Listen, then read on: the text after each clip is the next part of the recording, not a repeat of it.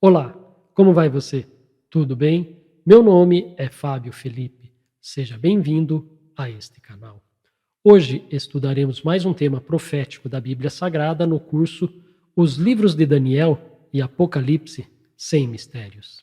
Se você nunca estudou estes livros porque imagina serem de difícil compreensão, não se preocupe, pois os temas serão abordados de maneira didática, tornando simples aquilo que parece ser complicado à primeira vista.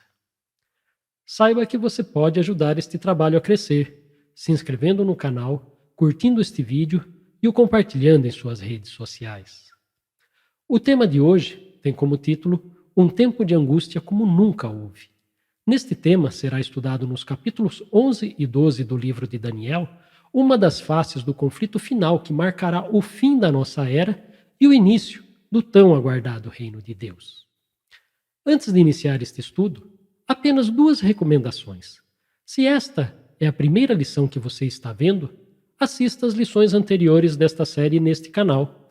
Assim, você conhecerá os outros assuntos que já foram tratados. E para esta lição, leia os capítulos 11 e 12 do livro de Daniel. Assim você estará informado do que será analisado aqui. A crise do tempo do fim. Na lição passada, estudamos o primeiro capítulo da última visão dada ao profeta Daniel e conhecemos Miguel, o grande príncipe que irá se levantar em defesa dos filhos do povo de Deus após um tempo de angústia como nunca houve.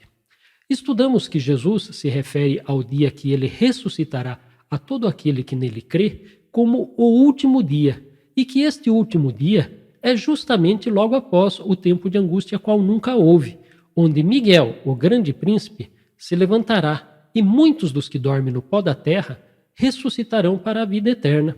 Ou em outras palavras, este é o dia que Jesus virá sobre as nuvens do céu para buscar aqueles que nele confiaram. No livro de Daniel, este período foi chamado de Tempo do Fim, e o profeta revelou que uma crise envolvendo dois grandes reis iria preceder a chegada do reino de Deus.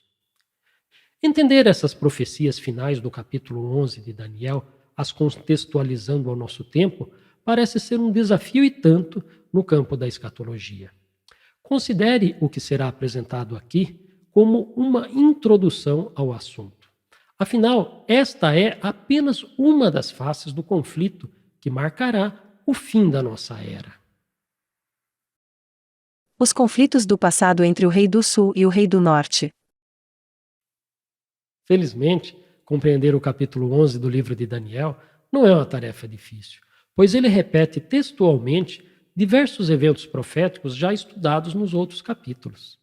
Saiba que este capítulo apresenta suas profecias de várias maneiras. Algumas de forma literal, sem símbolos, outras em linguagem parcialmente simbólica, e alguns versos, semelhantes ao capítulo 8, nomeiam as nações envolvidas em conflito. Os assuntos principais foram descritos como uma luta entre o Rei do Sul contra o Rei do Norte, e à medida que a profecia se desenrola, estes reis simbolizam reinos distintos em cada período profetizado. Ao identificar textualmente no capítulo 11 um evento profético já anunciado nos outros capítulos, mesmo que não se tenha uma compreensão precisa de seus antecedentes nesse capítulo, ainda assim será possível alcançar uma localização no tempo dentro dessa profecia. Vamos exemplificar este conceito. Observe que os versos iniciais descrevem o reinado de 3 reis da Pérsia e que em seguida se levantaria um rei poderoso. Veja.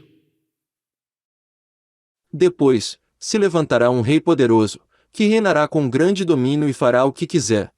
Mas, no auge do seu poder, o seu reino será quebrado e repartido para os 4 ventos do céu, mas não para a sua posteridade, nem com o mesmo poder com que ele reinou, porque o seu reino será arrancado e passará a outros fora de seus descendentes. Se compararmos estes versos com o que foi profetizado nos capítulos 2, 7 e 8, não haverá dificuldade em identificar que esta parte da profecia se refere às conquistas de Alexandre o Grande e à divisão do Império Grego após a sua morte. Do verso 5 em diante, Deus descreveu os reinos em conflito, chamando-os simplesmente de rei do sul e rei do norte. Estes reinos representam na história as potências de seu tempo.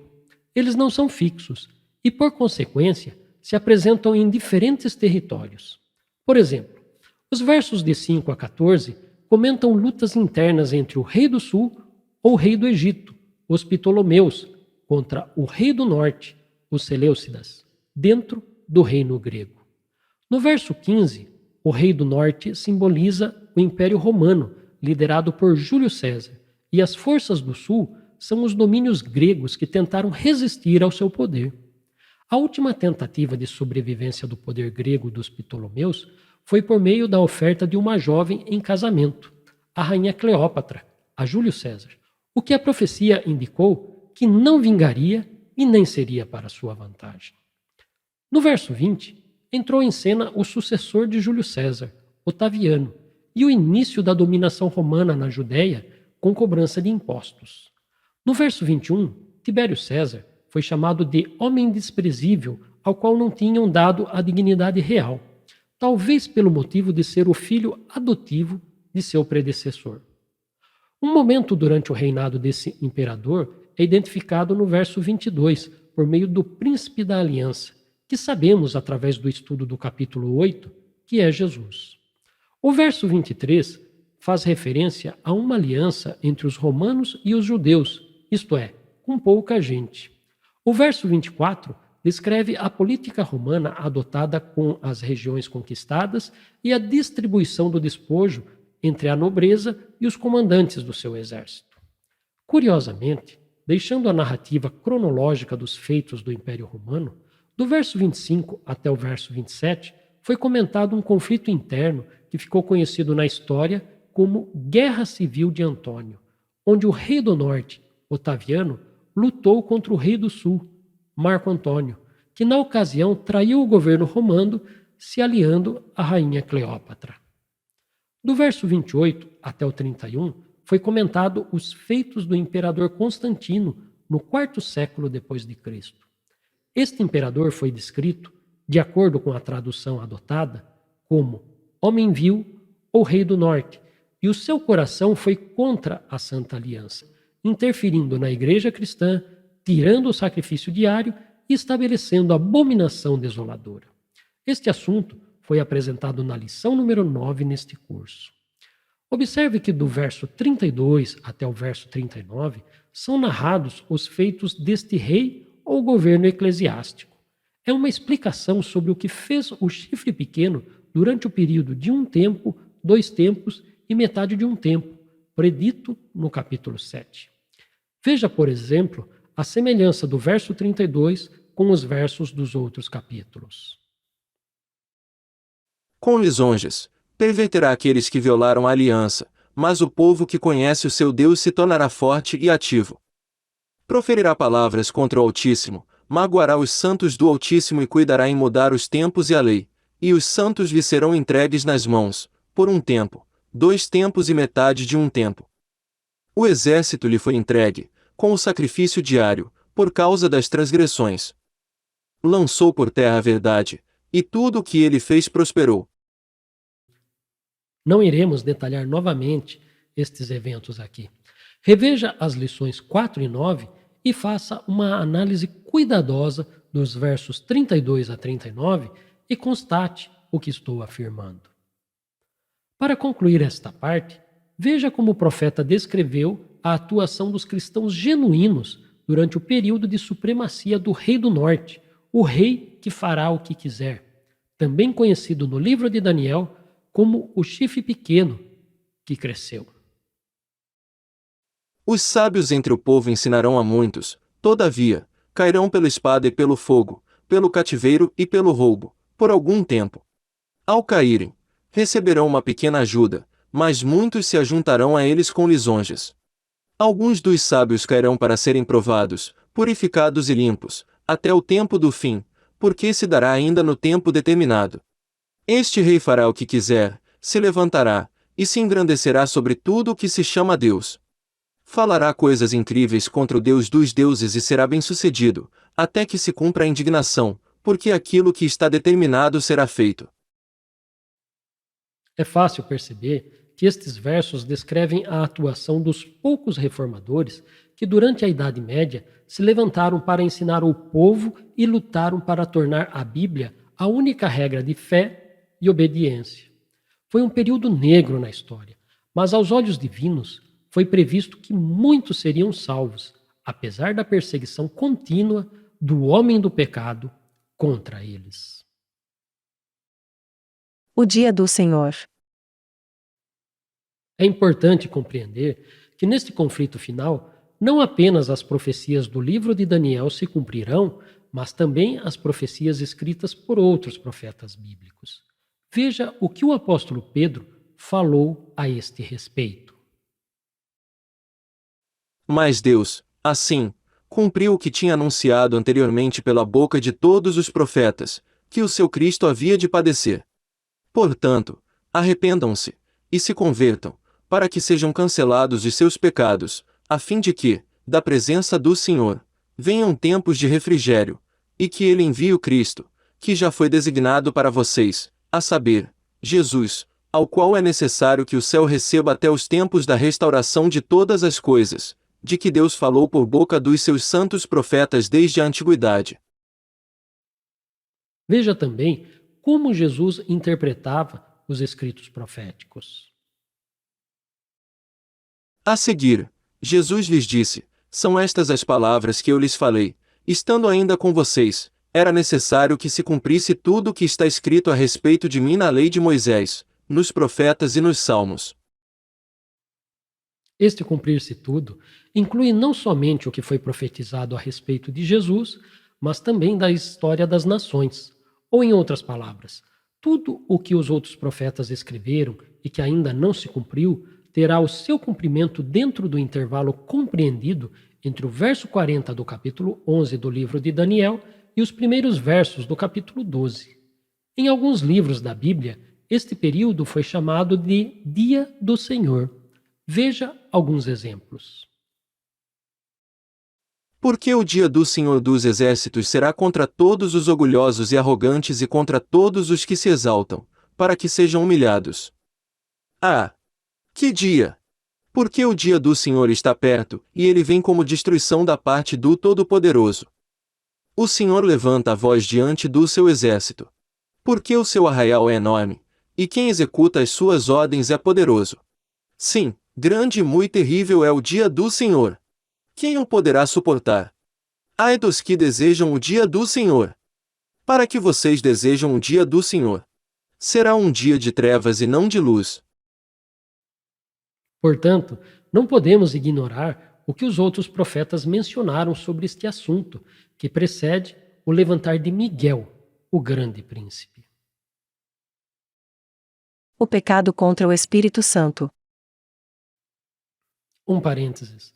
Falar sobre o assunto a seguir envolve algumas considerações sobre o caráter de Deus. A Bíblia afirma que Deus é amor, um dos seus atributos mais notáveis, mas também afirma que a justiça e direito são o fundamento do seu trono. Sendo assim, Deus considera que o homem, seja aquele que o conhece ou não, que creia nele ou não, que este deve responsabilidades para com ele e para com o seu próximo. A sua misericórdia, amor e perdão estão abertos a toda a humanidade. Porém, ele aceita o pecador somente quando este se arrepende, confessa e abandona os seus pecados e passa a viver uma vida de obediência à sua palavra da maneira que ele ordenou. Qualquer comportamento consciente contra os seus reclamos, ele entende como uma aberta rebelião. E sua atitude em relação ao rebelde consiste na manifestação da sua misericórdia entrelaçada com a sua justiça. Na maioria das vezes, a manifestação da sua misericórdia permite que o mal alcance os seus filhos, para que eles reconheçam a gravidade do pecado e se voltem para a obediência, pois o aprendizado que não é alcançado por meio da sua palavra, Deus permite que seja alcançado por meio da dor. Se por meio da dor não houver aprendizado e arrependimento, antes persistência na prática da desobediência, Deus passa a respeitar o pecador em sua decisão. Porém, o seu espírito, que convence do pecado, da justiça e do juízo, por muitas vezes resistido, se afasta do homem, deixando este entregue às suas paixões. A consequência deste afastamento permite que o inimigo de Deus, Satanás, controle o pecador, levando este à ruína e morte. A Bíblia chama esta situação de pecado contra o Espírito Santo. É certo que Deus é misericordioso com o pecador e não quer de maneira alguma a sua ruína. No entanto, em seu trato com o mal, ele estabeleceu um limite de tolerância que, uma vez ultrapassado, leva ao pecado contra o Espírito Santo. Este pecado contra o Espírito Santo acontece de maneira individual, porém, quando muitos o praticam, ele pode tomar conta do coletivo em vilarejos, cidades e nações. E da mesma maneira que seu espírito se retira de um homem rebelde, ele também se retira de uma nação que lhe foi rebelde. Este ensino é muito claro na palavra de Deus, por meio da história do povo de Israel. E qual é a consequência da ausência do Espírito Santo na vida humana? Resposta: é a manifestação no ser humano de tudo aquilo que é contrário à sua influência. Para uma melhor compreensão do assunto, veja o que é uma vida repleta do Espírito Santo. Mas o fruto do Espírito é amor, alegria, paz, longanimidade, benignidade, bondade, fidelidade, mansidão, domínio próprio. Contra estas coisas não há lei. Observe que a ausência do Espírito Santo nas relações humanas torna o ambiente comunitário insuportável, resultando na manifestação das mais vis paixões entre os homens, como intolerância, malignidade, ódio, agressividade e guerra. Imagine esta ausência em nível mundial. Quais seriam as consequências? Com certeza, você já deve ter ouvido um pouco sobre a trágica história das guerras que a humanidade já passou, não é mesmo? Rei do Norte, ele, e Rei do Sul. Agora que já temos uma visão ampliada do que envolve o conflito final, também chamado em alguns livros da Bíblia como o Dia do Senhor, vejamos a narração desse evento no livro de Daniel. No tempo do fim, o rei do sul lutará contra ele, e o rei do norte arremeterá contra ele com carros de guerra, cavaleiros e com muitos navios, e entrará nas suas terras, e as inundará, e passará. Entrará também na terra gloriosa, e muitos sucumbirão, mas Edom, Moabe e as primícias dos filhos de Amon escaparão do seu poder. Estenderá a sua mão contra as terras, e nem mesmo a terra do Egito escapará. Tomará posse dos tesouros de ouro e de prata e de todas as coisas preciosas do Egito, os líbios e os etíopes o seguirão.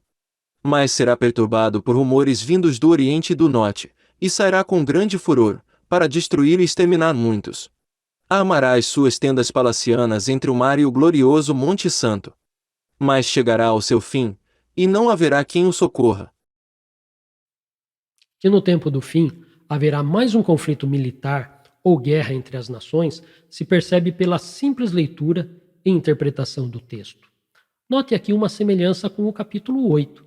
Foram revelados nominalmente diversos reinos do passado que farão parte desse conflito. Veja a seguir os nomes citados por Daniel e depois as respectivas nações que hoje ocupam o mesmo território. Terra gloriosa, hoje, o estado da Palestina. Edom e Moabe, e as primícias dos filhos de Amon, hoje, a Jordânia. Egito, hoje, o Egito. Líbios, hoje, a Líbia. Etíopes, hoje, a Etiópia. Observe que Deus revelou essas nações pelo nome. No entanto, temos ainda 3 reinos principais nesse conflito por se identificar. Veja novamente o verso 40 em 2 traduções diferentes. No tempo do fim, o rei do sul lutará com ele, e o rei do norte arremeterá contra ele com carros, cavaleiros e com muitos navios, e entrará nas suas terras, e as inundará, e passará.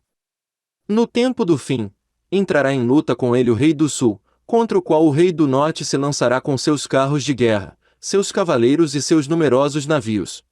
Ele entrará em suas terras, e transbordando, as atravessará.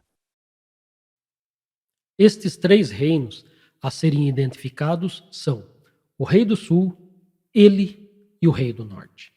É claro pela simples leitura do texto que o reino chamado de Eli é agora o ex-rei do norte, o homem vil, o chifre pequeno, mencionado nos versos 32 a 39, cujo período de domínio foi até o ano 1798 da nossa era, conhecido hoje mundialmente como Estado do Vaticano. Veja que já identificamos várias nações extremamente belicosas no nosso atual panorama mundial para um conflito armado. A profecia apontou que quando ele, o ex-rei do norte, for atacado pelo rei do norte, suas terras serão invadidas.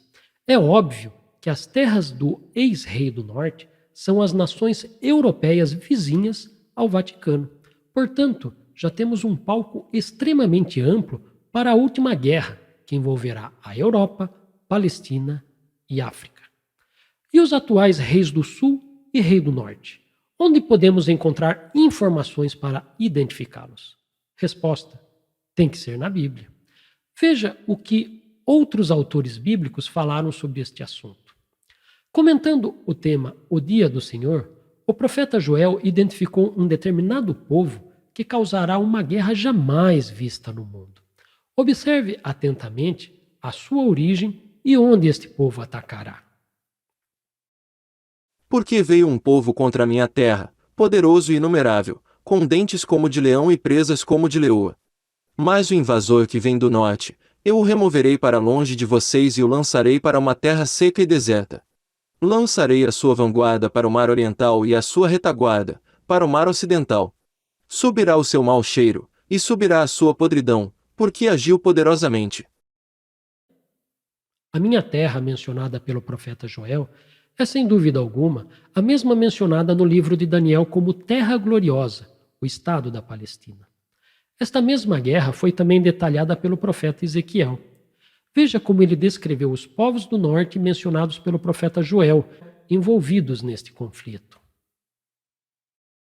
A palavra do Senhor veio a mim, dizendo: Filho do homem, vire o seu rosto contra Gog, da terra de Magog, príncipe de Roz, de Meseque e Tubal, e profetize contra ele, dizendo: Assim diz o Senhor Deus: Eis que estou contra você, Gog, príncipe de Roz, de Meseque e Tubal. Eu o farei mudar de direção, porei anzóis em seu queixo e o levarei para longe, juntamente com todo o seu exército, cavalos e cavaleiros, todos vestidos de armamento completo, grande multidão, com escudos, todos empunhando a espada, persas e etíopes e Pute com eles, todos com escudo e capacete. Gomer e todas as suas tropas, a casa de Togarma, do lado do norte, e todas as suas tropas, muitos povos com você. Prepare-se, sim, esteja preparado, você e toda a multidão de povo que se reuniu a você, e sirva-lhes de guarda. Esta profecia não teve nenhum cumprimento identificado no passado. Observe que Ezequiel nomeou vários povos do norte. Vamos identificar quem são eles. Veja, por exemplo, a localização da terra de Magog, segundo o historiador judeu Flávio Joséfo. Gomer fundou a colônia dos Gomeres, que os gregos chamam de Gálatas. Magog fundou a dos Magogianos, a que eles chamam de Citas. Segundo vários historiadores, os citas habitavam em um território entre o Mar Negro e o Mar Cáspio, e num sentido mais amplo, entre o oeste da Ucrânia e a região da Sibéria ao leste. Esta localização nos leva à Rússia de nossos dias. Esta informação é muito preciosa, pois o profeta Ezequiel revelou que o líder desta batalha é Gog, da terra de Magog, o que corresponde à Federação Russa na atualidade. Note que o profeta Ezequiel descreveu também outros participantes nesta batalha. Veja. Persas, e etíopes, e Pute com eles, todos com escudo e capacete. Gomer, e todas as suas tropas, a casa de Togarma, do lado do norte, e todas as suas tropas, muitos povos com você. E agora, veja a seguir a atualidade desses povos. Persas, hoje, o Irã. Etíopes, hoje, a Etiópia. Pute, hoje, a Líbia. Gomer, hoje, a Ucrânia. Togarma, hoje, a Turquia. Note que Deus não deixou dúvida alguma sobre quem é o Rei do Norte, a atual Federação Russa, e muitos dos seus aliados. Já vimos que a Europa e a Palestina serão alvos do Rei do Norte, porém o livro de Daniel menciona também a luta contra o Rei do Sul. Veja como o profeta Ezequiel descreve a primeira nação que será atacada pelo Rei do Norte. Assim diz o Senhor Deus: naquele dia, certos pensamentos virão à sua mente, e você conceberá um plano perverso. Você dirá: vou invadir a terra das aldeias sem muralhas. Atacarei um povo pacífico que vive em segurança, todos em cidades sem muralhas, sem ferrolhos nem portões. Para levar o despojo, arrebatar a presa, e levantar a mão contra as terras desertas, que agora se acham habitadas, e contra o povo, que se congregou dentre as nações, o qual tem gado e bens, e habita no meio da terra. Ainda que não seja nomeado explicitamente como Rei do Sul, muitos estudiosos das profecias reconhecem que a besta que emerge da terra, do Apocalipse 13, é um símbolo dos Estados Unidos, nação esta que preenche todas as características descritas pelo profeta Ezequiel nestes versos. A terra das aldeias sem muros, cujas terras desertas se acham habitadas, cujo povo se congregou dentre as nações, o qual tem gado e bens e habita no meio da terra. Em breve, teremos uma lição específica que irá tratar sobre este simbolismo. Mas você pode me perguntar: professor, como os Estados Unidos pode ser chamado de Rei do Sul em relação à Federação Russa, se ambos estão no hemisfério norte? Não há uma incoerência nesta interpretação? Boa pergunta, não acha? Veja a seguir a posição geográfica destas nações.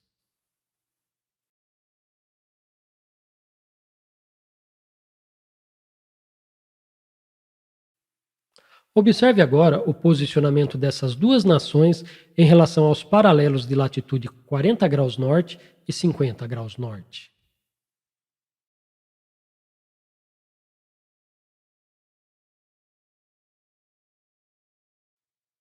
Observe novamente.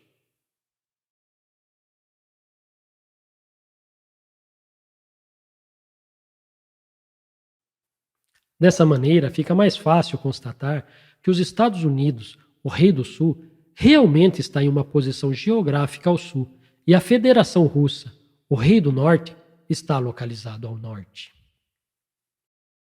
A derradeira luta de classes. É importante mencionar que este grande conflito terá como precedentes os eventos preditos no Apocalipse capítulo 7, 13, 14, 17 e 18, e na segunda carta de Paulo aos Tessalonicenses, capítulo 2. Todas estas predições serão estudadas em breve aqui neste curso. Uma vez que foi identificado as duas nações principais, é importante fazer algumas considerações sobre seus sistemas políticos econômicos. Antes do declínio da União Soviética, existia no mundo duas potências mundiais. Uma representava a ideologia do socialismo, a União Soviética, e a outra, o capitalismo, os Estados Unidos. Cada qual apoiadas por outros países que se identificavam com estes respectivos sistemas. O socialismo tem como base a socialização dos meios de produção, o bem comum a todos e a extinção da sociedade dividida em classes. Já o capitalismo tem como objetivo principal a acumulação do capital através do lucro. Neste sistema, geralmente uma elite abastada, que é uma minoria, são os proprietários dos meios de produção, recebendo os lucros provenientes deste, utilizando para seus fins da mão de obra dos trabalhadores, que recebem salários e que, na maioria das vezes, não têm participação alguma nos lucros. O resultado previsível dessa situação é a criação de classes onde a desigualdade social se manifesta de múltiplas formas, afetando como são utilizados os recursos públicos, como é explorado o território para habitação, educação, produção e comércio. Em realidade, o capitalismo parece dar oportunidade para aquele que luta pelo crescimento individual, enquanto no socialismo, o Estado parece cuidar da divisão e distribuição dos recursos. Em verdade, Ambos os sistemas são faces de uma mesma moeda que prioriza interesses políticos partidários de dominação, sem necessariamente ter um compromisso real com o social. Ciente dessa luta de classes, Deus previu o colapso de ambos em nível mundial, pois à medida que se desenvolvem, o uso da força se tornará o meio de manter a ordem e o respeito dentro do sistema. Hoje você pode observar no cenário político mundial uma constante corrida armamentista entre as nações e coligações entre aqueles que compartilham da mesma ideologia política. Este direcionamento político, no fim, dividirá as nações em dois grandes blocos. Os países pobres, que buscam a alforria dos países ricos, ficarão do lado do Rei do Norte. Já os países ricos ficarão ao lado do Rei do Sul. Examinando agora o panorama atual das nações, já é possível ver dois times se apresentando em campo para a disputa final sobre a posse da terra. Felizmente, sabemos que este será o último conflito mundial que a humanidade sofrerá. Veja no quadro a seguir como será a escalação desses dois times.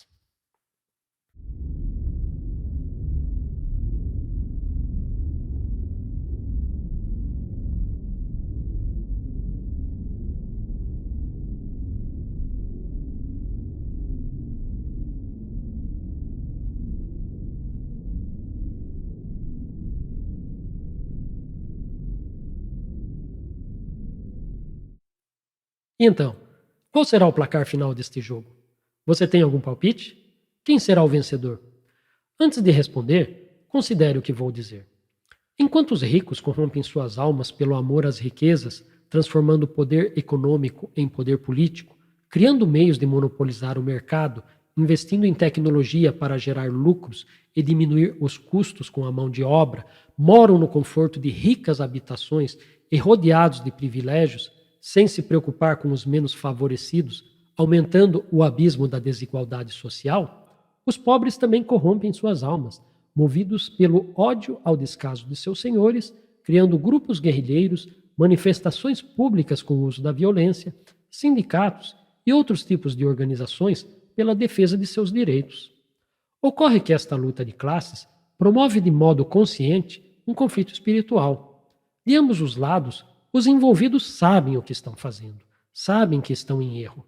No entanto, não há interesse algum em mudar esta situação. E como já mencionei, quando o homem persiste na prática da desobediência, ele também comete o pecado contra o Espírito Santo. À medida que nos aproximarmos do fim, o Evangelho alcançará o mundo inteiro. Porém, a sua mensagem não conseguirá mudar este estado de coisas. E o Espírito de Deus, o refreador das paixões humanas, será retirado da terra. E o grupo das nações oprimidas, impulsionadas pelas ideologias de direito, justiça e igualdade social que defendem, usando da força, causarão uma guerra contra os países ricos jamais vista na história. Nesse tempo, se levantará Miguel, o grande príncipe. Vejamos agora como e onde será o fim deste conflito. Mas será perturbado por rumores vindos do Oriente e do Norte, e sairá com grande furor, para destruir e exterminar muitos. Armará as suas tendas palacianas entre o mar e o glorioso Monte Santo. Mas chegará ao seu fim, e não haverá quem o socorra. Veja agora como Ezequiel descreveu este mesmo evento.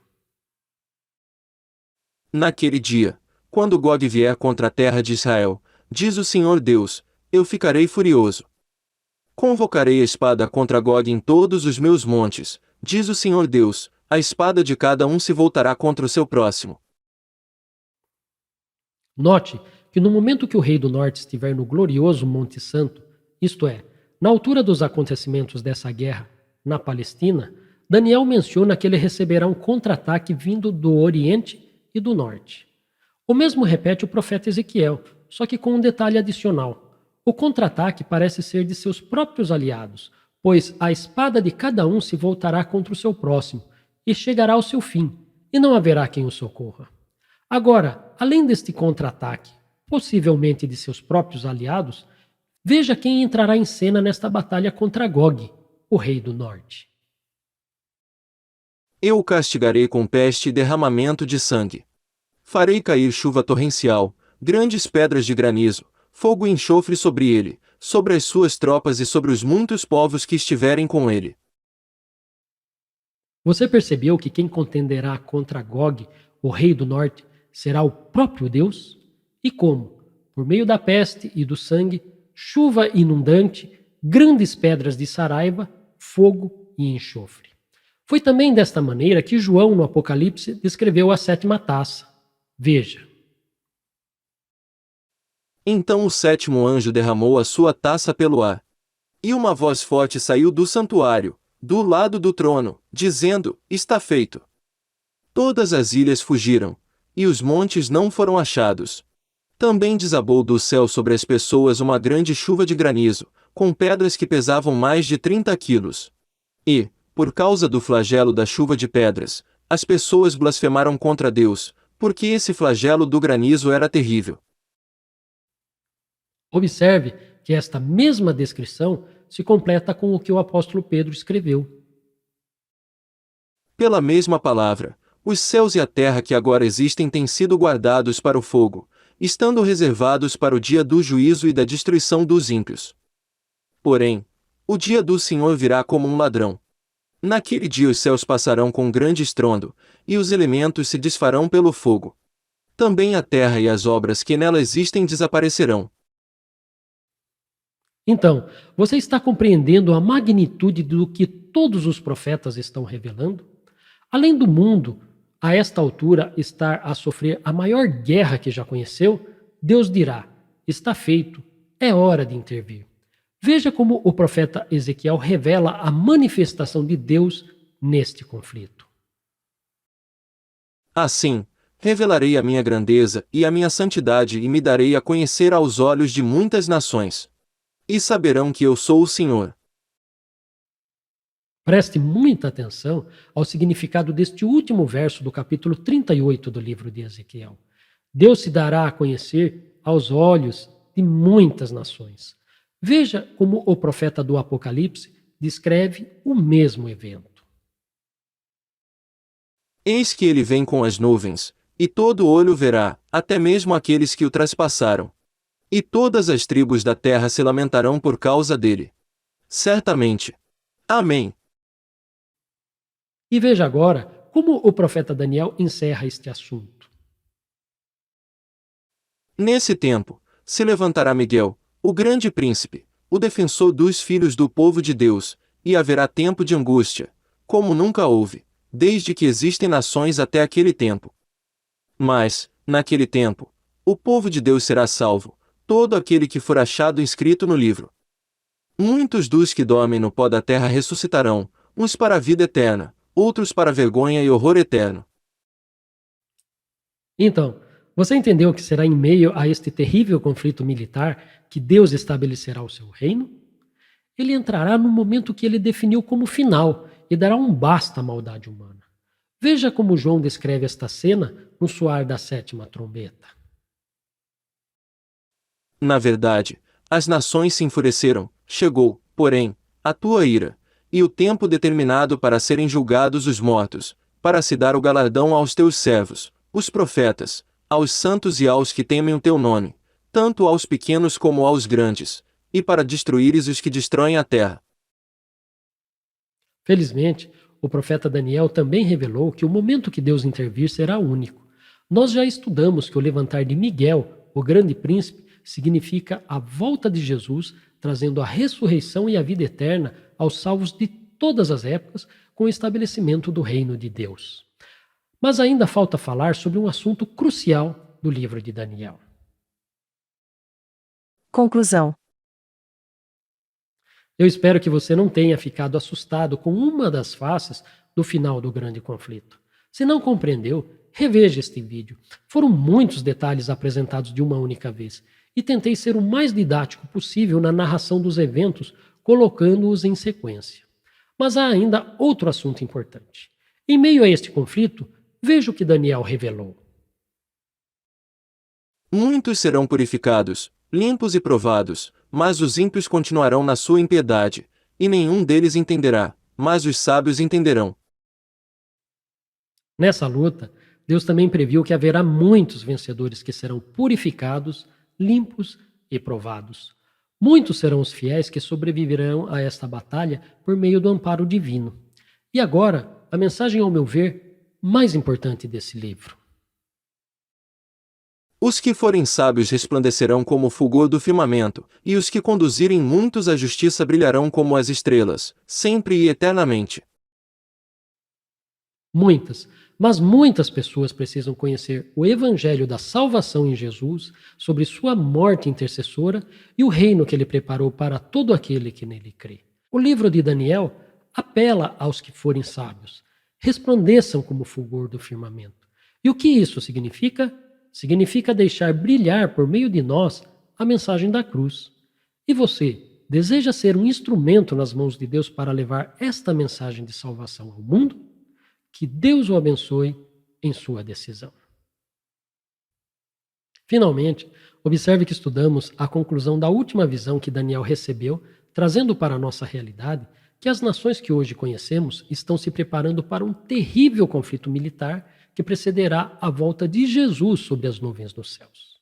Se você tiver alguma dúvida sobre este assunto, escreva nos comentários. Será um prazer ajudá-lo na compreensão destes temas que valem a vida eterna. E na próxima lição, retomaremos ao Apocalipse, pois há muito por ser revelado em suas páginas sobre os eventos finais nos capítulos de 7 a 22 deste livro. Por hoje, ficamos por aqui. Se gostou do assunto, compartilhe com seus amigos. É importante que eles também conheçam o que você acabou de saber. E não se esqueça, certamente o Senhor Deus não fará coisa alguma sem primeiro revelar o seu segredo aos seus servos, os profetas. Que Deus o abençoe e até a próxima.